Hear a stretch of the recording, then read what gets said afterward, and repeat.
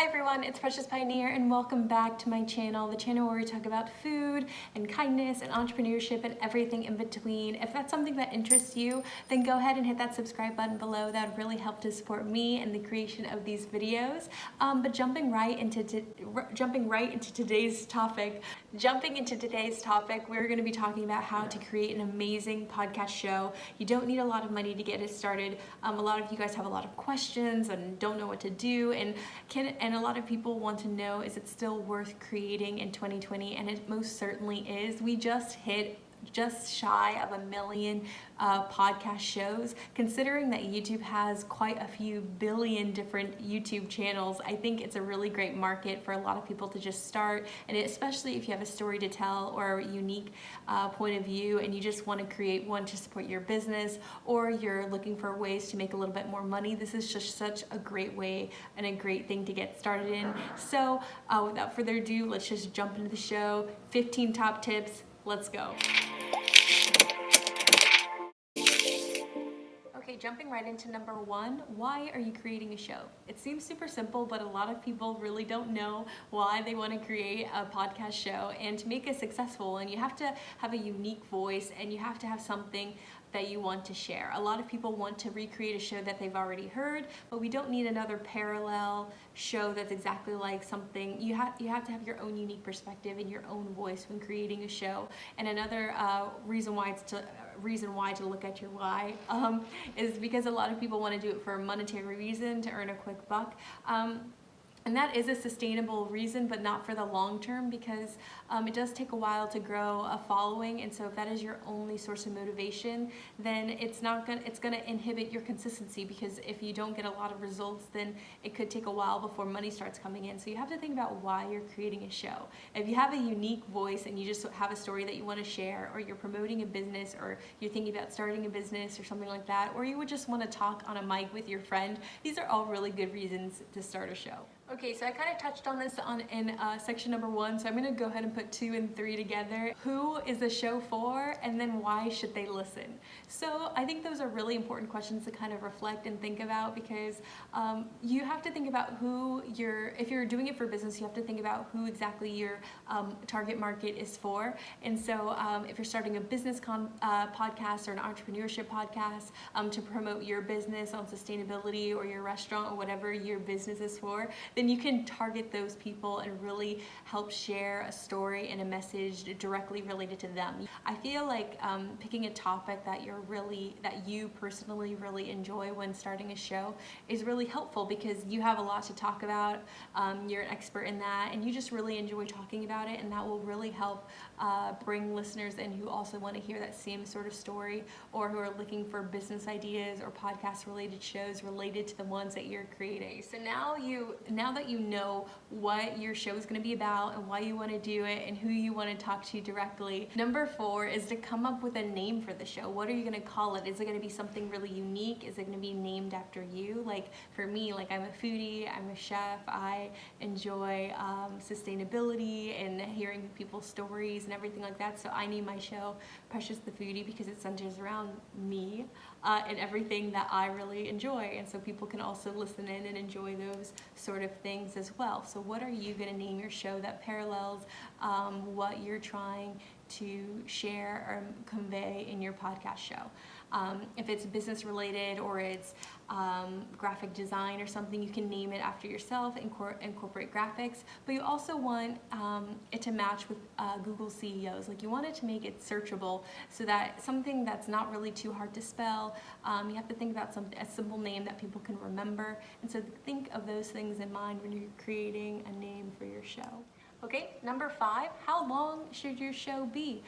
There's no variation or correlation to like longer episodes get more views versus shorter shows get more views or listens or whatever. So that really doesn't matter. It's more about your personal preference and what you can say in a given moment. Podcasting is very unique in the sense that it's just an audio form, so you can people are listening when you normally can't watch TV or it can't be seen like in a YouTube video or something like that. So you have to think about the mindset of the listener. They can be commuting to work, which isn't very often, or they're working out or doing things that they can't do with a visual. So they're just listening to what you have to say. But the one thing that you want to keep in mind is that you want to make it consistent. You shouldn't have like a 5-minute show and then like a 3-hour show and then a 2-minute show.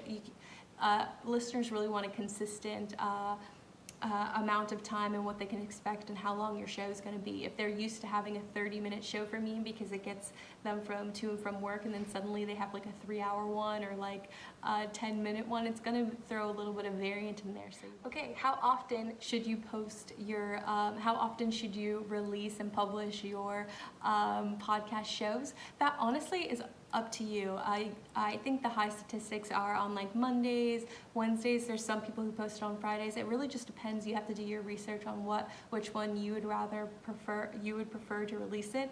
There are some shows that do Tuesdays and Thursdays, 2 days a week. Some people do 3 days a week.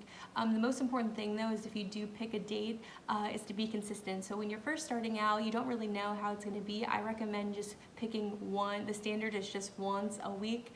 Pick the same date and the same time, and then be consistent in that. And then once you feel like, okay, maybe I could have it on 2 days a week or 3 days a week, then you can go ahead and level up. But if you commit to 3 days a week in the beginning, it might be a little bit challenging to consistently stay up with that schedule. So I recommend just picking 1 day a week and continuing following that when you're first starting off. Coffee. Okay, going into number 7, titles. So the titles kind of matter, and then some people say that they don't. It just really varies on your style. If you have guests on the show, you might just want to insert their name, but you also want to make sure that it's searchable in Google. Now that Google is adding a lot of podcast shows to their search engines, it's really important to have searchable titles. Like, you don't want it to be super complex that nobody really knows, unless it's a specific jargon to your niche. Then that's really important, because those type of people are going to be looking for that sort of information. But you don't want to make it too complex or really hard to spell. You want to make it searchable content for your titles. Going into number 8, you want to think about your format. So there's different types of podcast shows. You kind of have to listen and feel like which one you would rather do. There's interview styles where you just straight up ask questions to an interview guest related to that field. There's storytelling ones where you kind of write a narrative and write a script and you read it along and follow along. There's also like newscasting where you go out into the city or whatever and you're reporting live about the certain events that have taken place. And so you kind of want to figure out what kind of format and style that you want your podcast to resemble. Going into number 9, which is my favorite part, is your recording equipment. So the greatest thing about podcasting is that it's so easy to start one. You don't need a lot of money. In fact, you can actually start 100% for free if you wanted to. You can just get your phone or your iPad or whatever that you have. Most people have a smartphone or even a computer, because somehow you're watching this video, so you can use that too. And you can find a platform and then just record directly into it, and that's perfectly fine, and you can edit on there or whatever. But what I originally started using this fluffy microphone that I got off of Amazon. I think it was like $10, and then I started my first couple episodes with that. I just used that and I plugged it in to my phone. It had like a little port, the same that my iPad does. And I used to just record it directly into there, record my shows, and edit it with the little clips thing that they have in the iPhone. And so that was my like super free $5 budget version. And then eventually I, had a bigger budget, and I pivoted, and I was able to get a really nice set of headphones. These are the LyxPro Haas 10. I found really good reviews from these from another podcaster that I listened to, and so I'll leave all the equipment below so you guys can check it out if you want. And then I ended up upgrading to a little bit of a better microphone, the Blue Yeti. I've heard mixed reviews on these, but I think it's really, really great, especially when it's in a room that nobody else is in, for you to be for one-on-one use. A lot of people say they don't recommend it for the dual function. Like if I were speaking into it and then I had a guest speaking on the other side, they say that you get a lot of reverb depending on where you're located. Like it echoes, and you can hear like the the smallest door closes and things like that. And so in that case, maybe you want to upgrade into a nicer microphone. So that's the coolest thing about podcasting. There's like a price field for everybody. So there's like the super beginning free version, which I originally started out with, and then I upgraded a little bit, and then I spent a little bit more money to get this. I want to say that this wasn't expensive at all. I think I spent no more than $50, I think, and then these headphones were like $20 or $30, and so I upgraded it from like free to like maybe like $50 or $60, and I think that was a really good investment, at least for me. That way I can just pivot and have a little bit higher quality. But I definitely recommend this for sure, because if you're recording remotely, so you have people online and then you're directly speaking into it, it's such a great affordable option.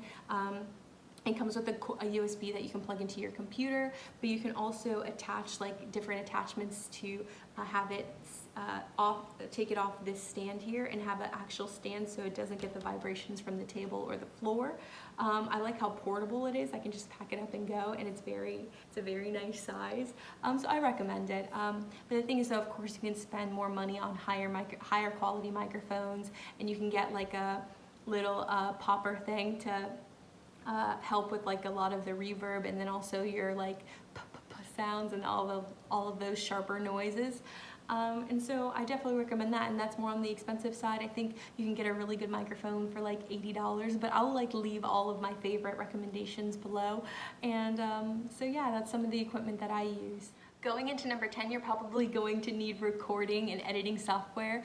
And if you have a mic, or a Mac, I'm sorry, if you have a Mac, then I honestly used GarageBand for the longest time. It's a really good source, because the thing with editing podcast audio, it's not like music where you need to like match all the wavelengths and like they hit in the right way so it sounds like musically pleasing to our ears. It's actually, you get one long strip of talking audio, and then you can kind of use it to erase all the ums and ahs and awkward pauses, and they're giant clips, and so you can kind of weave them together to make it really nice.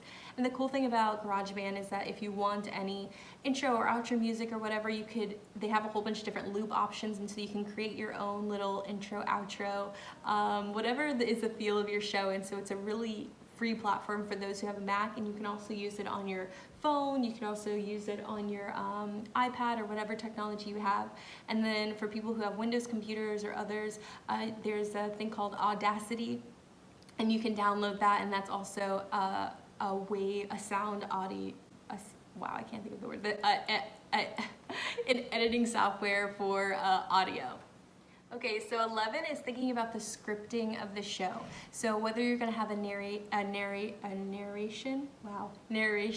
or an interview style, or you want to capture the ambiance of the show. Like if you have a cooking show, you want to hear the sizzle of the onions that you're describing, or if you have a bird watching show, you want to hear the chirping of the birds in the park and get the ambiance of that. So you have to think about the script and the layout of your show. Is it going to be strictly narration, where it's like really formal and it's like a newscasting anchor section, or is it going to be light and casual where you giggle and laugh with your friends? Is it going to be kid friendly where there's like no cursing and it's like really kid-like topics, or is it going to be more on the loose funner side of like I don't know, young adults and bar life, you know? So you really want to capture the vision of the show and be able to parallel to the people that are supposed to be, or who wants to listen to your show, and it correlates with the audience that you're trying to reach.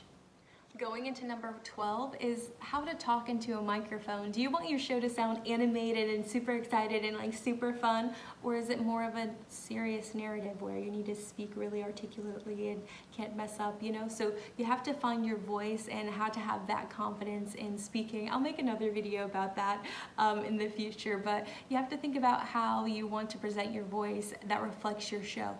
If it's secret, you know, you can play around with all these different tones and things like that to make your show come to life. 13 is to think about who you want on the show. Is it just going to be a solo show where you just share your own perspective and your own opinions on a topic, which is great, or you could have a co-host. You can have your friend who also shows up in episodes, or you can have featured guests who are experts in the topic that you're sharing.